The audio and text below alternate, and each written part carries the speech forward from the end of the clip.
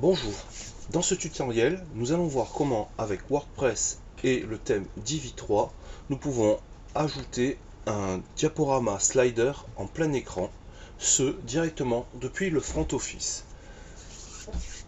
Donc, nous voici sur une page web WordPress réalisée avec le thème Divi 3.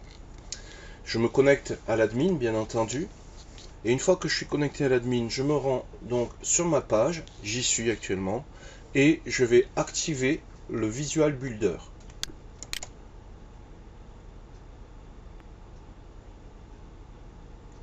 Le Visual Builder va me permettre d'éditer mes différentes sections très facilement depuis le front office. Ce n'est pas le sujet du tuto, nous allons le voir dans d'autres tutoriels. Aujourd'hui, ce que je veux, c'est ajouter donc un slider. Pour ajouter un slider, il faut d'abord que j'ajoute une section qui va correspondre, comme vous le voyez là au survol de la souris, à des grandes zones à l'écran. Et donc il faut que j'ajoute d'abord une section plein écran, ce que je vais faire en cliquant sur le bouton bleu, ajouter une nouvelle section. Et je vais choisir parmi mes trois sections possibles, trois formats de sections possibles, le format plein écran.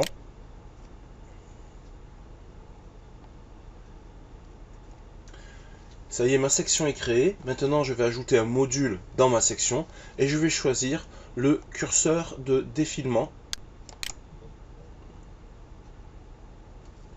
Voilà. Curseur de défilement plein écran. Ensuite, je vais pouvoir paramétrer donc mon module. Donc, afficher les flèches, masquer les flèches, afficher les contrôles, masquer les contrôles de défilement. L'animation automatique, c'est-à-dire le défilement automatique, oui ou non, je vais le mettre sur On. Je vais choisir la vitesse d'animation entre chaque diapositive, 7000 millisecondes, ça veut dire 7 secondes. Voilà, donc là, continuer automatiquement, c'est mal traduit en français, mais ça veut dire continuer automatiquement de diapositive sur le vol stationnaire, c'est-à-dire au survol de la souris, est-ce que le diaporama doit s'arrêter ou continuer, je le laisse sur Off. On peut utiliser des effets parallaxe, ça se fait un joli effet quand on, tiens je vais l'activer, quand on met le slider en marche. Supprimer l'homme interne, choisir la position de l'image d'arrière-plan par défaut, etc., etc. Voilà, là j'ai mes principaux paramétrages. Maintenant ce que je vais faire, c'est que je vais ajouter des images à mon diaporama. Donc je clique sur ajouter un nouvel article. Je vais pouvoir lui donner un titre d'en-tête. En-tête. Voilà. Et vous pouvez voir à l'écran qu'il apparaît. Le texte du bouton en savoir plus. Donc oui, ce qu'il y a de bien avec l'éditeur en front office, c'est qu'on voit les choses en temps réel. Donc là par exemple, je vois très bien que j'ai que mon texte est ton sur ton. Donc avec l'image de fond par exemple, je vais pouvoir choisir une image de fond que je vais mettre dans mon diaporama. Voilà, je vais prendre cette image. Et voilà, on voit de suite que ça change. Je vais changer d'image parce qu'elle me plaît pas trop celle-ci. Je vais prendre celle-ci.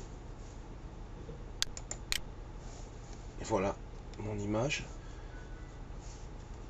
Voilà. Donc ça c'est l'image de fond. On peut choisir la position de l'image. Ensuite, bon,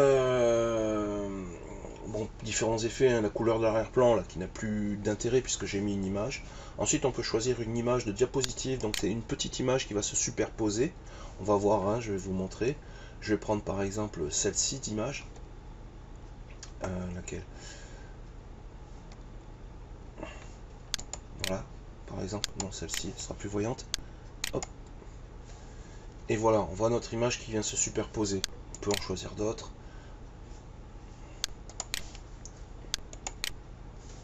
Voilà, vous la voyez ici. Ensuite, nous avons des options, par exemple utiliser le fond en superposition, ça peut être sympa quand on veut mettre du contraste sur l'image.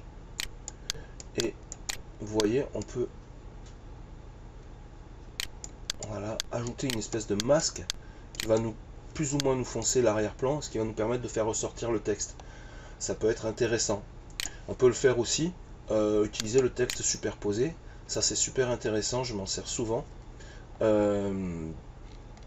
Donc quand on utilise le texte superposé, c'est le même principe, on ajoute un masque derrière le texte, on le voit très bien à l'écran là, et après on peut jouer sur la transparence, ça nous permet de mieux faire ressortir le texte. Ça peut être intéressant quand on a un message à faire passer, de bien le faire ressortir.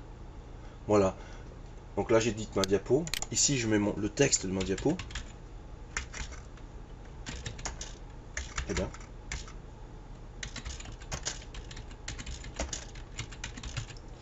nous voyons bien sûr le texte apparaître à l'écran, voilà. Et voilà, je valide en cliquant sur la petite flèche de validation. Je viens de créer le premier slide de mon diaporama. On le voit ici. Je peux ajouter un deuxième, un troisième et un quatrième.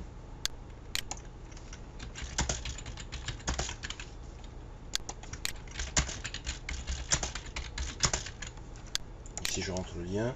Donc vous voyez, je vais mettre une autre image de fond.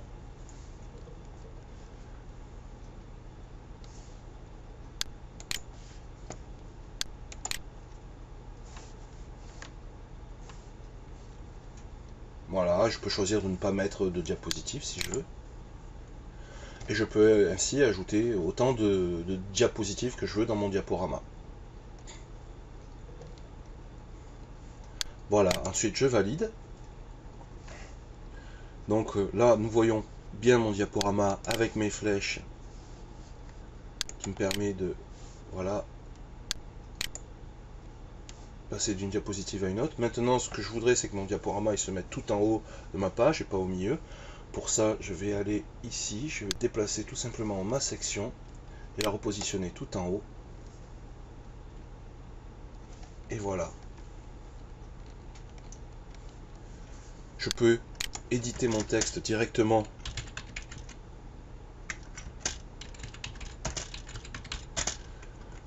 en front office. C'est vraiment très bien fait. Une fois que j'ai fini, je clique sur la pastille violette qui est en bas et je clique sur le bouton sauvegarder. Je peux aussi faire CTRL S à l'écran, ça aura le même effet. Ça mouline, c'est sauvegardé. Je vais quitter le Visual Builder et nous allons, la page va se recharger directement en front office et voici notre nouvelle page web avec le diaporama intégré.